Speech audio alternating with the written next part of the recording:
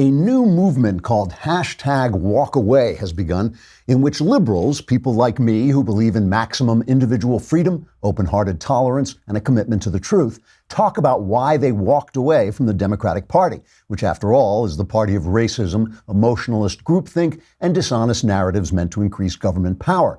But let's be fair. Shouldn't there also be a movement in which people reject freedom and democracy in favor of leftism?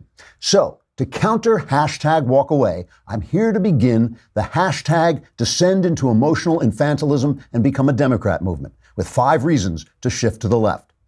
Reason 1. Whereas conservatives reject feminism and therefore treat women with respect and kindness, leftists get to mob and bully women they disagree with. As a feminist Democrat, you'll get all the fun of treating girls like crap while still thinking of yourself as a good person because you support killing babies in the womb. This worked for Bill Clinton and Harvey Weinstein, so it'll work for you as well. Reason 2. If you become a Democrat, all the cool late-night comedians will agree with you and make jokes about how stupid your political opponents are. And you know late-night comedians are hip and nonconformist because they all believe exactly the same things. Reason 3. You can tell everybody how loving and compassionate you are right up until the minute someone disagrees with you. Then you can call them stinking racist pigs while deploring the decline of civility under Donald Trump. Reason 4 to #descend into emotional infantilism and become a Democrat is you can pretend to like black people while setting up the systems of dependence, family disintegration, resentment, and envy that make it unlikely any black child will ever compete with your child for a good job. And reason 5 to go left is you will never have to learn the facts about anything because you can just turn on the news and hear your opinions echoed back to you as if they were facts. Then you can march and scream about crying babies or something. So, why take the trouble to #WalkAway when it's much easier to #descend into emotional infantilism and become a Democrat? Or a knucklehead. Same difference. Trigger warning, I'm Andrew Klavan, and this is The Andrew Klavan Show. I feel hunky-dunky, life is tickety-boo. Birds are winging, also singing hunky-dunky-doo. Ship-shaped, ipsy-topsy, the world is zippity-zing. It's a wonderful day, hurrah, hooray! It makes me want to sing. Oh, hurrah, hooray! Oh, hooray, hurrah! All right, we are back after the Klavanless weekend with a full day because later on today we have our July 4th special, which we planned for July 2nd because there's some reason, I'm sure. It'll be at 7 p.m. Eastern, and we'll be joined by special guest Jordan Peterson to celebrate Independence Day. Jeremy Boring, the official God King of the Daily Wire, will descend from on high, where his office is, to host a new edition of Daily Wire Backstage with me, Shapiro, and Knowles to look back on our country's birth and look ahead to its future. Subscribers will even be able to write in live questions for us to answer on the air. Again, that's tonight, July 2nd at 7 p.m. Eastern, 4 p.m. Pacific, with special guest Jordan Peterson, and you can find our special live stream on Facebook and YouTube, so do not miss it. I had a really interesting experience over the weekend. You know, 5, 6, 7 years ago, I when I'm traveling, I love to watch sports in bars. I do not know why sports are better in bars than they should be at home, but I like when I'm, instead of sitting around a hotel room watching sports, I'll go to a bar. I'm in a bar in New York, and I struck up a conversation with the guy next to me who is a struggling actor, right? Like I said, this is 6, 7 years ago. And we exchanged emails, and we maybe exchanged 1 or 2 emails and then just forgot about each other.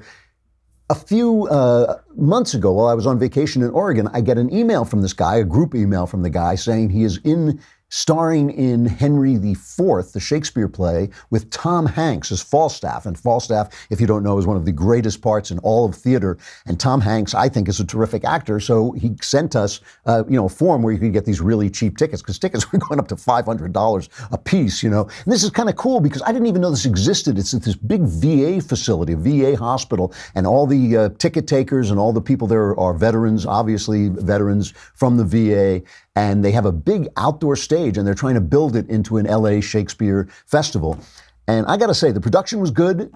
Hanks was unbelievable. I mean, if you took the 20 top paid movie stars in the country, not one of them has the chops to pull off a Falstaff like that. It was a spectacular Falstaff, wearing a big fat suit. He looked really good.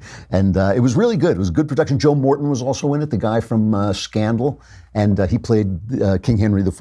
And it was great. And it was great to see. I won't mention my friend's name because I don't want to, I know he's kind of a big lib and I don't want to ruin his career by toxifying him with my presence. But it was great to see that Tom Hanks is that good. So, the left is finally becoming itself. It is finally becoming what we always said it was, what we on the right have always said it was. For years, they have despised constitutional governance, and they've been rewriting the law of the lands from the Supreme Court bench and from other courts, and they've pretended that they were liberal because they were liberal about things like sex and drugs. They're only liberal about things that will make you a slave. Unbridled sex and drug use will make you a slave to the state. But that's what they're liberal about. They're not liberal about what you think. They're not liberal about what you say. They're not liberal about what you do or how you behave. All that stuff they want to control, and they want to control it through the government. But they always have said that they were liberal and pretended to be. The way they do it, I call it the hitman system, right? They're only, in any given mob, only a couple of the guys are hitmen, right? So like any mobster can say, well, we're not all hitmen. Only a couple of the guys are hitmen. We're only two hitmen. And that's the way the Democrats are. We're not all screaming, man-hating feminists. We're just feminists. It's like saying we're not all hitmen. We're just mobsters. We're just, we don't all want to force you to. We're not all the people who riot when Ben Shapiro comes to speak at the campus. We don't support that. That's not us. But we're glad they're there because they enforce what we want them to enforce. So after a couple of weeks, they hate Donald Trump so much, and after a couple of weeks in which the Supreme Court said the government can't force a baker to abandon his religious convictions and decorate a cake for a gay wedding, they can't force abortion opponents to advertise abortion, they can't force public sector workers to give money to Democrat causes, the left has just openly now abandoned its support for free speech, right? They don't, now I'm not talking about like the odd hitman here who goes out and beats somebody up who's trying to speak on campus. The New York Times, and we will not play Knucklehead Row because this sounds like an op-ed, but it is not an op-ed. This was the lead story in the newspaper over the weekend. That the lead column is the one all the way over on the right. It was by Adam Liptak, How Conservatives Weaponize the First Amendment. And of course, he's quoting Elena Kagan, the Supreme Court justice who was so upset that you can't be forced to give money to a union. If you're a public worker, you can no longer be forced to give money to a union, which will then give it to a left-wing candidate. They want you to be forced to do that. And Elena Kagan was so angry about that. She said they're weaponizing the First Amendment, which is like, it's supposed to be weaponized. And even her argument was bad. She said speech is everywhere. It's a part of every human activity. So every time you make a law, it's going to affect speech. Well, guess what? You're not allowed to make a law that requires speech or that limits speech, that you are just not allowed to do it. Says so right in the Constitution. When it says Congress shall make no law respecting freedom, that's what it means. It means no law. So here is just an excerpt of How Conservatives Weaponize the First Amendment, the lead story in the New York Times. Conservative groups, borrowing and building on arguments developed by liberals, have used the First Amendment to justify unlimited campaign spending, discrimination against gay couples, and attacks on the regulation of tobacco, pharmaceuticals, and guns. Now, the New York Times doesn't even realize that that's commentary. They think when they say that they are justifying discrimination against gay couples, the Supreme Court has never justified discrimination against gay couples and was not doing that. They were simply saying that this Christian baker did not have to use what he considers his art to express approval of something of which he disapproves. The New York Times doesn't even know that that's commentary. They think it's just the news. And by the way, when they say they justify unlimited campaign spending, they're talking about Citizens United, which is supposed to have flooded the political world with money so that nobody has any power. And yet they never bring up the fact that Donald Trump spent half as much as Hillary Clinton and knocked her into the next, week. So I don't understand what they're talking about. All right, here they go. Now they quote Floyd Abrams, who has been on this show, who came on this show, and I told him, even though he was a liberal, that he was always welcome here because he would defend free speech. And if you defend free speech, I'm on your side. He said, Floyd Abrams is quoted, he says, the left was once not, and by the way, Abrams is the guy who argued Citizens United, and he also argued the Pentagon Papers, and so he's been on both sides of this discussion. He says, the left was once not just on board, but leading in supporting the broadest First Amendment protections. Now, the progressive community is at least skeptical and sometimes distraught at the level of First Amendment protection which is being afforded in cases brought by litigants on the right. So they make it sound like Abrams is complaining about this, but he's not. He believes in all free speech.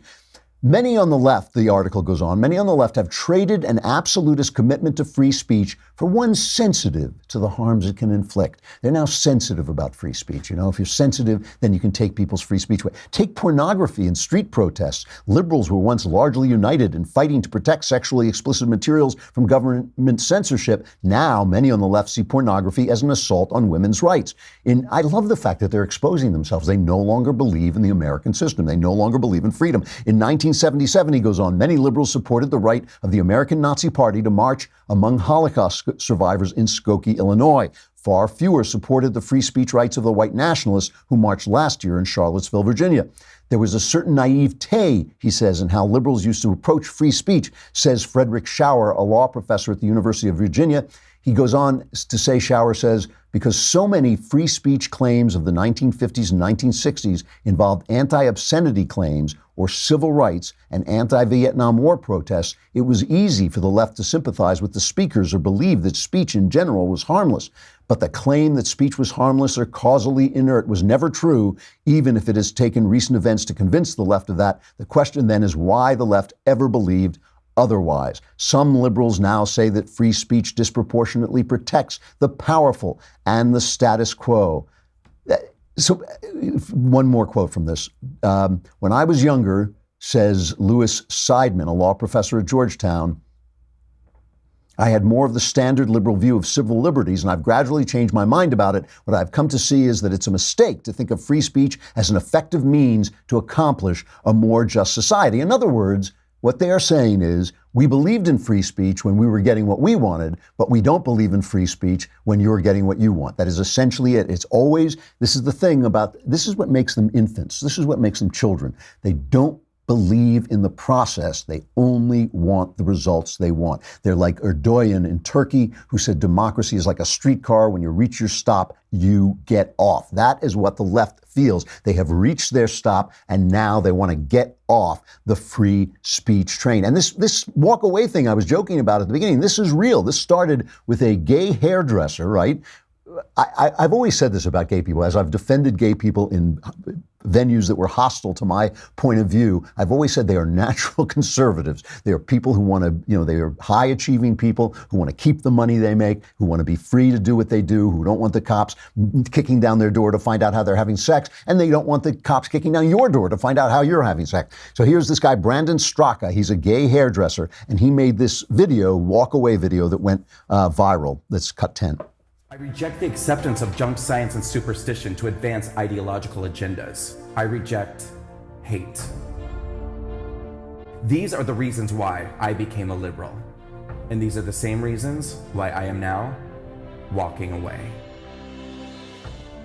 For years now, I have watched as the left has devolved into intolerant, inflexible, illogical, hateful, misguided, ill-informed, un-American, hypocritical, menacing, callous, ignorant, narrow-minded, and at times, blatantly fascistic behavior and rhetoric. Liberalism has been co-opted and absorbed by the very characteristics it claims to fight against. For years now, I've watched as people on the left have become anesthetized to their own prejudices and bigotry, and the prejudices and bigotry of those around them who echo their values. I have watched as formerly sensible people who claim to reject racism have come to embrace the principles of universally hating and blaming all of society's problems on all people who have white skin. I have witnessed the irony of advocacy for gender equality morph into blatant hatred and intolerance of men and masculinity. I have seen the once earnest fight for equality for the LGBT community mutate into an illogical demonization of heteronormativity and the push to vilify and attack our conventional concepts of gender. This is great. I mean, this is really good stuff, and it is instructive to the right as well that we should open our tent and let anybody in who believes in freedom, because we can make the argument that it is the process that keeps us free. On the other side, see, they've got this problem with the press. I know I keep picking on the press, but I only pick on them because they're the enemies of the people. The problem is for the press is that they amplify the worst rhetoric. Think about this with the immigration debate. What if a conservative, what if a leftist came up to you, and you're a conservative, and he came up to you and said, look, I get it. We have to secure the border. 70% of the people in this country believe that we have to secure the border. He said, you have to secure the border, but all I ask as a liberal, as a, kind of wet liberal, all I ask is that you do it in a humane way. Can I try and make sure that the places where people are held are nice, that you can keep your kids with you and all that stuff? I think that we on the right would say, yeah, I get that. I can meet you there. I can find that place where we can get together. But if you go out and you say, well, let's take a look at CNN. This is cut number 1. Here's a discussion on CNN about Donald Trump trying to secure the border. Listen to the rhetoric and listen to what they essentially allow to pass for left-wing speech. It's incredibly important to understand that people are identifying with people because they understand we could be next. There is nobody who is safe or protected from the bigotry and from the resistance to humanity that this president has evinced. So we've seen this before in terms of the separation of enslaved human beings from their children in internment camps. We've seen this when immigration came in this country. So this is something that is a replay of a horrible movie. It was terrible the first time. The replay is even more atrocious. How do you see this, Cornell? Because, talk about the power of the protest and how people have felt galvanized. First, it was the Women's March, which was incredibly impressive the day after inauguration. And we have the government, our government, engaged in the practice of immigration deterrence by administrative kidnapping. That's intolerable. And so how is it that this administration can afford that kind of point of view or even assessment, especially now, a day after we hear that this administration didn't even have a plan in place? It's these right-wing Republicans who have been vicious in their denial of the humanity of these people. We can't stress this enough. See, the thing is, you see what you focus on, right? You see what you're looking at, and you don't see everything else around you. And the press has made sure that you see these 2,300 kids who've been separated from their parents at the border. And by the way, I think that should be fixed. I don't think that's a good thing. I don't think we slough that off as right-wingers. We say, I don't care about them because they're from foreign country. No, these are the least of Jesus's brothers, man. We've got to pay attention to them. There are 400,000, more than 400,000 foster children in this country. Every single one of them was taken forcibly away from his parents, but they're not focusing on them. So then you have to ask, why are you focusing on the 2,300 and not the 400,000? Easy, because this happened before Donald Trump. This was going on all the time, and they're doing it for a political purpose. They are doing it to get you to become leftists, and only infants, only people who are emotionally infantilized fall for this, and they're out on the street and they start talking in that dire way. Hey, listen to this protester. This is cut number 8. This is abolish ICE, abolish the people who protect us at the border. And here's a protester talking about them.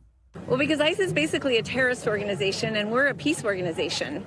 And it's beyond a terrorist organization. What is it to take a nursing baby from the breast of her mother is a level of insanity and cruelty that's kind of hard to even think about, certainly feel. Tell me about the significance of being in front of an ICE facility right now. Well, right now, to be in front of the place that's making the problem. But besides that is people inside of ICE are human beings. People who work for ICE are human beings. And when you get close to them, they have to feel the lack of integrity they have as a human being and what they're doing. And there's already an uprising inside of ICE to abolish ICE itself. And Kirsten Nielsen, who's on one of our signs, here she is, she won't apologize. We're women. We're a women's peace organization. And it is the violence of the United States government. It is the 60% of our tax dollars that's spent on weapons and war that creates the immigration, refugees, and our economic policies. So we have to be responsible. We have to bring them in and hold them, not violate them further than our policies have already violated them. That's lunacy. That is, every word that you said is lunacy. It's our policies that are creating this. If it's our policies that are creating this, why are they coming here? Why are they coming here if this is not the greatest country? No, they just got a leftist president, elected in Mexico. So I expect to see all these people escaping across the border into Mexico, right? Because now there's going to be a leftist socialist paradise. So they should be climbing. I mean, no wonder they want to abolish ICE. They're trying to get out. They want to get out and go to Mexico. Hooray. They're going to, not one of them is leaving. Not a single one. Why? Greatest country on earth. That's why. I mean, it's that simple. So it's all nonsense. It's all emotionalism. It's all childishness. And who does it work on? It works on children. The millennials are starting to become more acceptable of socialism. And millennials should ask themselves, and this is not an attack on millennials because youth and ignorance are synonyms. You cannot be knowledgeable as a young person. You just haven't had time to become knowledgeable. But the youth should ask themselves, if they support socialism and older people don't, is it because they're stupid? Maybe it is. Maybe it's because they're ignorant. Maybe it's because they haven't lived long enough to see it. Socialism takes 70 years to destroy a country, destroy a continent like Europe. It takes 70 years, so your entire life can be wasted fighting for something that is slowly strangling your society. And by the time you get it, you're 70 years old, and you say to the young people, don't do this, don't go this way. And they go, oh, you're old, we're young, we're the new people, we believe in socialism, because they're ignorant. And so you get this girl like Alexandria Ocasio-Cortez, who gets, who is now the candidate in this district for the Congress in this district in New York. And they're talking to her about her socialism, and Chuck Todd is doing everything he can to find a way to frame this socialism, which is such a destructive philosophy, such a death philosophy, a philosophy of equality, which is always death. Only dead people are equal. Living people are all different. And listen to her talk. Listen to her try to explain this away. Some Democrats are afraid of the S word. They feel like that socialism, it has older Americans hear socialism and they tie it to sort of ugly governments from Europe and the past. Yeah. How do you sell this to an older generation? Well, I think as the clip from Schumer showed earlier, Democrats are a big tent party. I'm not trying to impose an ideology on all several hundred members of Congress. But I do think that, once again, it's not about selling an ism or an ideology or a label or a color. This is about selling our values. Are you a democratic socialist? Is that what you call yourself, or you don't want that label? I mean, it's part of what I am. It's not all of what I am. And I think that that's a very important distinction. I'm an educator, I'm an organizer, and I believe that what we're really seeing is just a movement for healthcare, housing, and education in the United States. I love that. Being a socialist is part of what I am. It's not all of who I am. I think that's what Goering said. Being a national socialist, it's part of what I am, but I also I love the dance. I love the opera.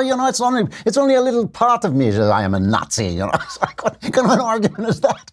That's part of who I am. And she's a politician. That's her politics. So the press encourages this, and it protects this thing, and it protects extremism, and it sells extremism because extremism gets views, gets audience.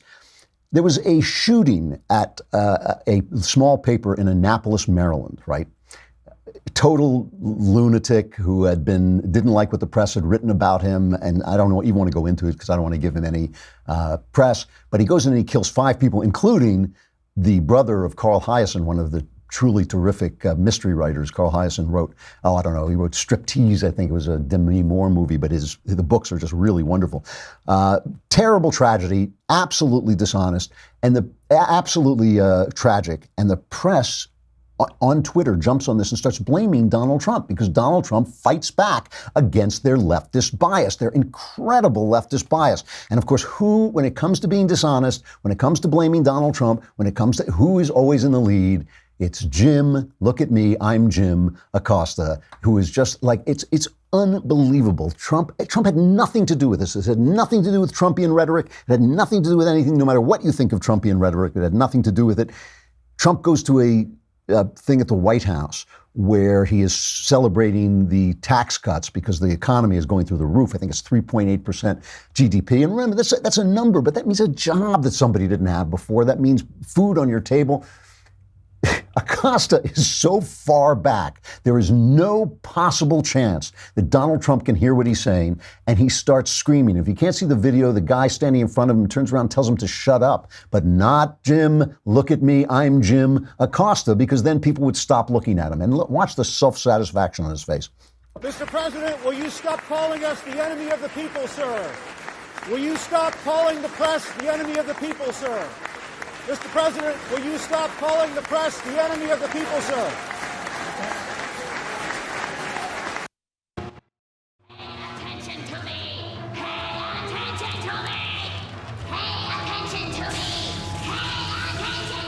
So Steve Krakauer, that is Jim Acosta. Acosta went on, who was he talking to, with Stelter. Hey, let's play that clip. When you're in the back of the room, like you were on Friday, and you shout a question to Trump, and he probably can't even hear it, isn't it true that you're kind of doing that just to get attention? Well, isn't that part of what you're doing? On Friday, when I was shouting that question, I thought, first of all, he keeps calling us the enemy of the people. Somebody ought to ask him after what happened in Annapolis, are going to continue to call us the enemy of the people? And so they had an event. They put him on all the other side of the room. But there was a moment towards the end of that event when he was walking towards us, and I thought, well, here's a chance to perhaps shout a question to him. And we have seen on occasion when we shout questions, he does answer the question. We have to find opportunities to ask those questions, and that means kind of like Sam Donaldson did decades ago. That's right. And listen, if they want to send me to hell, I'll still be shouting at the devil, is the way I look at it. Yeah, you'll probably get that chance, Jim, but I think that, it's the self-satisfaction and the dishonesty. If you watch the video, there is no possible way Donald Trump could have heard that question. It was purely for them. A former CNN senior digital producer, Steve Krakauer, tweeted, truly, that Acosta was truly an embarrassment on multiple levels. Jim Acosta's self-serving antics give all good journalists a bad name. On a day journalists could honor the memory of fellow reporters tragically killed due to a deranged person with a vendetta going back years, Acosta tries to shift the blame to Trump, thus validating many Americans' feelings about the Acela media that existed long before Trump. The Acela is the train that goes up the Washington to New York corridor. It is an embarrassment, and it's embarrassing that at a moment when our hearts go out to the relatives and friends of these reporters who were killed, at a moment when he goes out, Acosta reminds us why we hate the press so much. The press reminds us of why we hate the press so much. Look, the press needs to be reformed, and because of the First Amendment, which I support with all my heart, which I have no qualms about, even though it allows Jim Acosta to be Jim Acosta, even though it does that, I support the First Amendment with all my heart. But because of the First Amendment, the press has to reform itself. And the way you reform yourself, if you are on ABC or NBC or CBS or the New York Times, is put some people in positions of power with the power to say, yes, this news story runs, this one doesn't run, who voted for Donald Trump. It is that simple. That's half the country. Trump's ratings are up 40 to 48% job approval, way over where Obama's were at this time. If you are reporting the news and you've got no one on your staff in a position of power who represents half the country, and you're only reporting the news for half the country, if you are running stories like that story in the New York Times that doesn't even know it's commentary because there's no one around you to say, hey, that's commentary, that's not news, you are an enemy of the American system. Trump is right about you. It's a harsh way to put it, and I'm terribly, terribly sorry for the tragedy in Annapolis, but it's true, and the truth matters, and you should start reporting it. We got to say goodbye to Facebook and YouTube, but we have Michael Knowles coming out, so run for your life. And no, we got to talk to Knowles about the 4th of July because we needed somebody who actually knows what the 4th of July is about. But come on over to thedailywire.com. You can listen there, and while you're there, you can subscribe, and you could just watch the whole thing streaming live.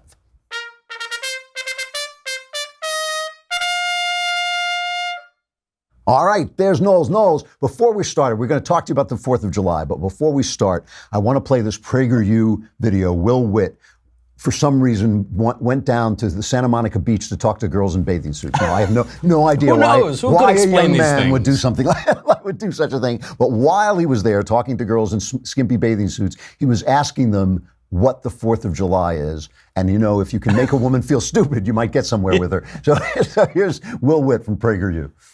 Significance of 1776. I don't know. What's the significance of 1776? I don't even know what that is. It's a year. Yeah, I figure. Why do we celebrate the 4th of July? I forgot. What is the year 1776 about? About the signing of the Declaration of Independence. What's the significance of 1776? Yeah, that one I don't know. I'm not a history person. I can tell. What's the significance of 1776? Christopher Columbus. Why is the year 1776 significant? The Civil War. Close. Or the end of it, or the end of slavery. 1776, Columbus sailed the ocean blue. That's why they say it, because it rhymes. Oh. 1776, Columbus sailed the ocean blue. They say it because it rhymes. I'm leaving the country.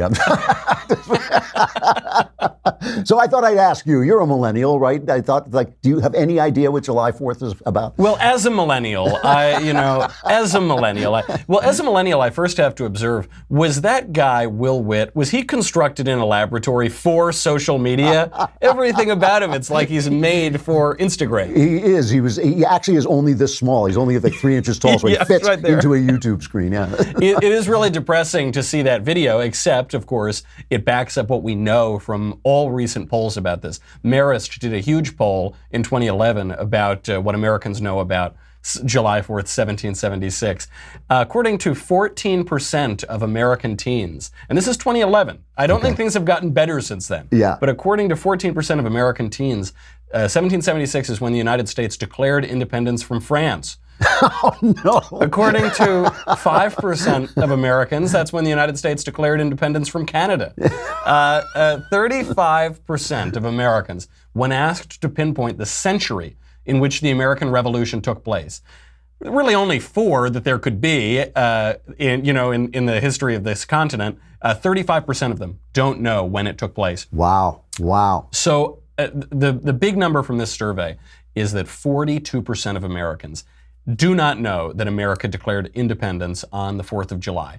That number alone is terrifying, but what's scary is how it varies by age. So nearly 70% of Americans younger than 30 do not know that. That drops to 41% between ages 30 and 44, and that drops again to 25% among ages 45 to 59. So the older people at least sort of remember that the United States declared independence. The younger Americans just don't know. And in part, it's because people are not taught civics anymore. In part, it's because they're raised in this culture where they hate the United States and they're told to disregard it so we can learn about, 3 centuries of the Mali Empire and all of the great achievements of Timbuktu or whatever. It's when the left took over the universities and the schools. It's the left taking over the schools and they hate the country. Yeah. That's right. But the story of 1776 is so incredible, and it's now because we have this privilege narrative. We think, those were old rich white guys. I mean, this is what Howard Zinn writes about, right? These are old rich white guys who are trying to protect their own money, and it's not about anything else. The men who signed their names to the Declaration of Independence were signing their death warrant. There's no other way to put it. They actually joked about this. We know from there aren't like minutes from the account of this, but we do know some of the people who were there talked about it later. It was a suicide pact. I think one of the members wrote that a pensive and awful silence pervaded the House as we were called up, one after another, to the table of the President of Congress, what was believed by many at the time to be our death warrants. Benjamin Harrison of Virginia said to Elbridge Gerry of Massachusetts, Harrison was much fatter than Gerry. Gerry is the guy from which we get the name gerrymandering. But he turned to him, the much fatter Harrison, and said, "I shall have great advantage over you, Mr. Gerry, when we are all hung for what we are now doing. From the size and weight of my body, I shall die in a few minutes, but from the lightness of your body, you will dance in the air an hour or two before you are dead." Oh, man. This is the kind of gallows humor. Yeah. And it's not like people were laughing. This is the kind of gallows humor that was going on as these men were clearly signing their own death warrants. Gerry himself was nearly caught and hanged on the night of Paul Revere's ride for Lexington and Concord. At the time they signed this document, the Revolutionary War had already been going on for a year at this point. People sort of forget that. This wasn't the beginning. The beginning happened in 1775. I have a little tie to this. Most of my ancestors were derelicts, but 2 of them fought at Bunker Hill, actually. Really? Yeah, John and Simon Knowles, and John died from his wounds at Bunker Hill. Wow. And Simon went on, served with Washington at Valley Forge and all that. I'm impressed. I know. I thought you were just related to Beyonce.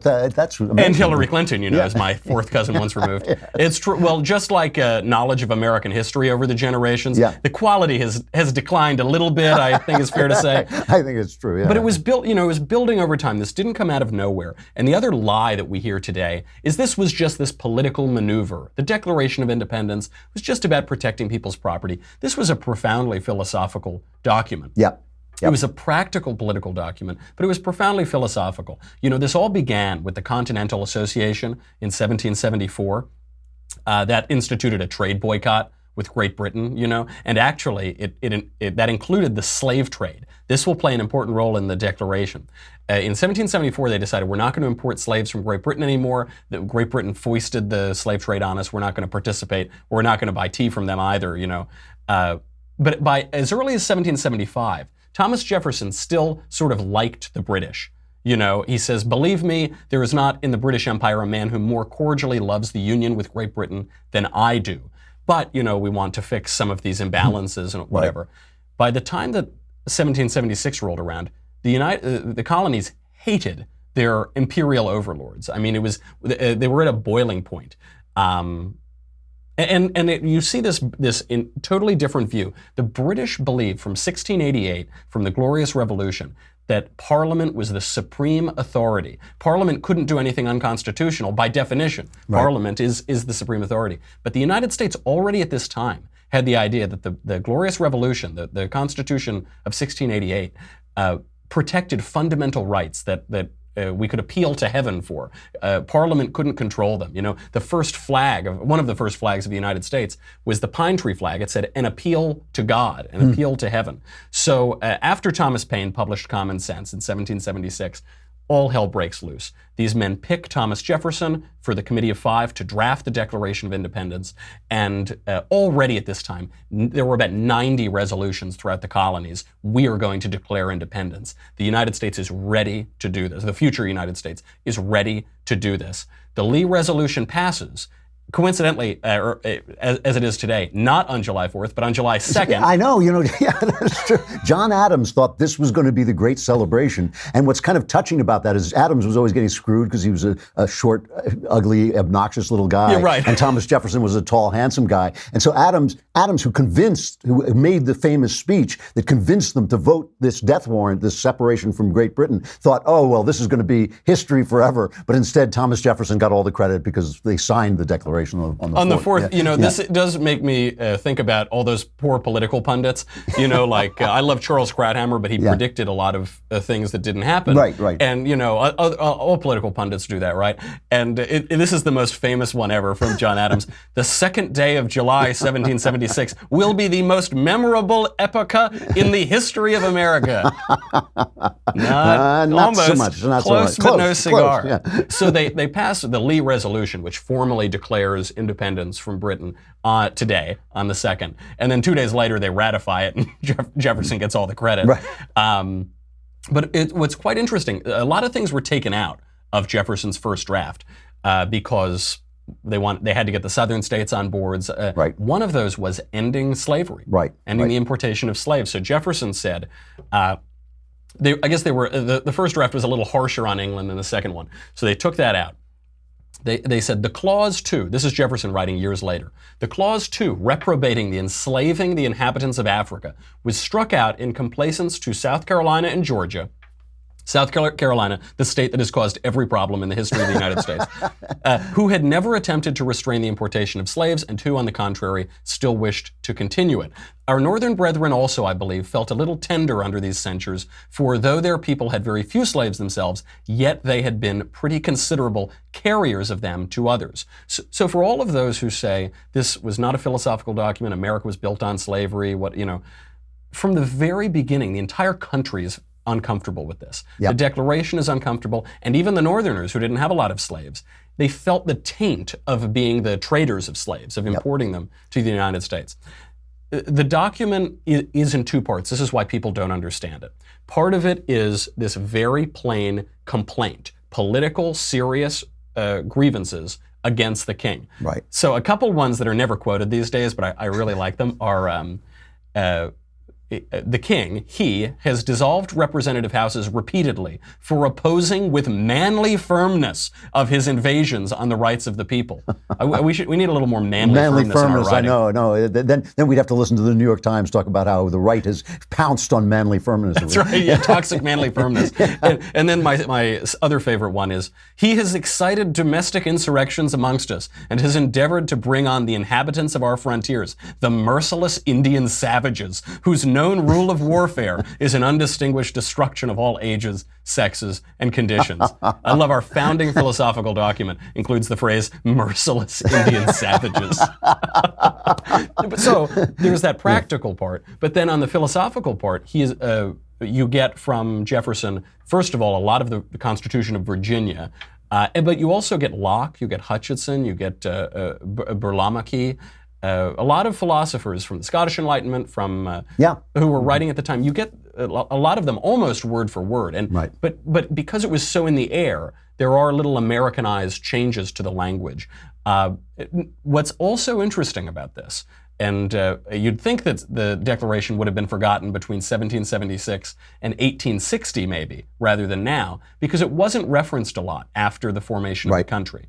It was Lincoln who brought it back, the second birth of the nation. The Gettysburg Address, yeah. And in the Gettysburg Address, he pulls it back and he really points to it as the philosophical underpinning of the United States. Yep. And when you think of the men in America, there are a lot of great men in American history, but the ones who both drafted the document and who have referred to it admiringly, they are the best people in the history of the United States. Strangely enough, but they don't write for the New York Times. I got to stop you there. That's all right. Well, you can bring Charles Blow on next to explain why I was wrong. To tell us why you should be. We're just going to have two guys come in and arrest you. I think the New York Times. That's the way they want the country to be run. What are you talking about on your show? Today, I'm going to talk about why the F everybody is so effing profane these days. I got into a long Twitter battle with Kathy Griffin last night, where she called me all sorts of words, and I think Rubio is really onto something here. I saw that. I was ashamed of you for even talking to her. All right, I'll see you later for the July 4th show. All right, see you, Drew. All right, take care. Really interesting. If you study the Declaration, all the things they complain about the king form the backbone of our constitutional protections and the Bill of Rights. So they were actually thinking about what they didn't like when they started to protect things like our speech. All right, our crappy culture.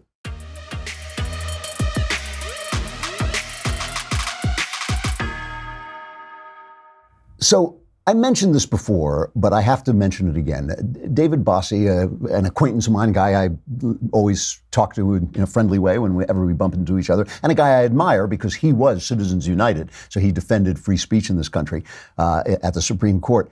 He had to apologize as he was a commentator on Fox News, and he got into an argument with Joel Payne, who is a black guy, and he said to him, well, here's the clip of Bossie and Payne.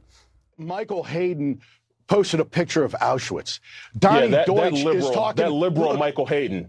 Yeah, that screaming liberal Michael Hayden. You're out of your cotton-picking mind. Cotton-picking mind? Brother, let me tell you something. Let me tell you something. I got some relatives who pick cotton. Ridiculous. And I'm not going to allow you to attack me like that on TV. I'm not out of my cotton-picking mind. You're out of your mind. You're out of your mind. He said you're out of your mind. Gentlemen, we're going to leave it right there. This is ridiculous. Okay. This is what's gone on in America. This is what we're about. All right, so Bossie was suspended for a week for saying cotton pickin' mind to a black guy. And of course, that's just an expression. It has nothing to do with black people. It has nothing to do with anything. And he had to apologize during a heated segment on Fox and Friends Today. I should have chosen my words more carefully and never used the offensive phrase that I did. I apologize to Joel Payne, Fox News, and his viewers. Now, I don't blame David for doing that. He wants the gig, and it's not a hill to die on and all this. But it's really important because the left does this in order to make sure that the right, cotton picking is not a racist phrase. It has nothing to do with anything. It's just a phrase that David would have said to me if we had been arguing. It would have said that anybody would say, you're out of your cotton picking mind. All right, it's an American terminology. The left does this to make the right watch its step. Every word that we say. If we tell a joke, they take the joke seriously. They say we're really saying these things. We're supposed to walk on eggshells all the time. We know that when they say something, it just gets excused because it's fine. Because, if Harvey Weinstein goes out and rapes somebody, that's fine because he believes the right thing. But if David Bossie says cotton picking and happens to be talking to a black guy, then it's somehow a bad thing. And the advantage they get out of this is hopefully, they hope, making us think about every word we say, making us tread on eggshells, making us afraid to open our mouths. That's the advantage they get.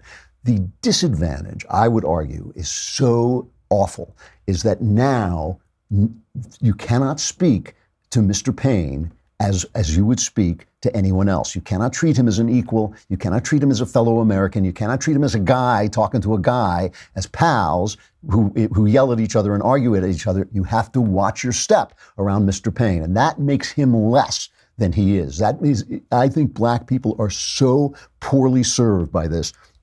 I think women are poorly served by it. I think every race is poorly served by it. So what you get, the benefit you get of making right-wingers think is a benefit for the left, but the left does not serve black people. And Mr. Payne gets a really bad rap here because now, and he started it, he did it right on the air. Now nobody can talk to him without thinking about the color of his skin. He did that. The left does that. The second thing you get, when you get people to be worried about every word they say, they finally get fed up with it. And they begin to think that people who come out and say disgusting, truly racist things are bold and courageous and, are not intimidated. And in some ways they're right, but they're also disgusting. And you have to be able to tell the difference between somebody who's saying something that's truly hateful. There's nothing great about coming out and saying something truly hateful, and somebody who's just talking. If you make ordinary language political, if you politicize ordinary language in order to get the advantage on your friends, get the advantage on your opponents, you ultimately shortchange yourself. I think that blacks, women, gays, they've all taken this short-term advantage. Oh yeah, we can bust the guy at the cake shop. We can force the religious guy at the cake shop, go out of our way, drive 40 miles till we hit the right cake shop where the guy will turn us down. We can force him to do it. That's a small-term advantage because over the long term, people hate you more. That is one of the reasons I really disagreed with the Supreme Court decision forcing gay marriage on the states. I did not believe that the Constitution covers that thing and that the states had the right to do whatever it was they pleased. And I just think it makes people hate you more. It is crappy culture, and it all comes from the left. So tomorrow is Tuesday. Do we know who we have for a guest? We have a couple of choices. Oh, we have choices. All right. Yes. Well, we'll get back to you on this. All right. All right. I'm Andrew Klavan. This is the Andrew Klavan Show. Tune in at 7 p.m. Eastern Time. Tune in for our backstage special about July 4th with Jordan Peterson. Otherwise, I'll see you tomorrow.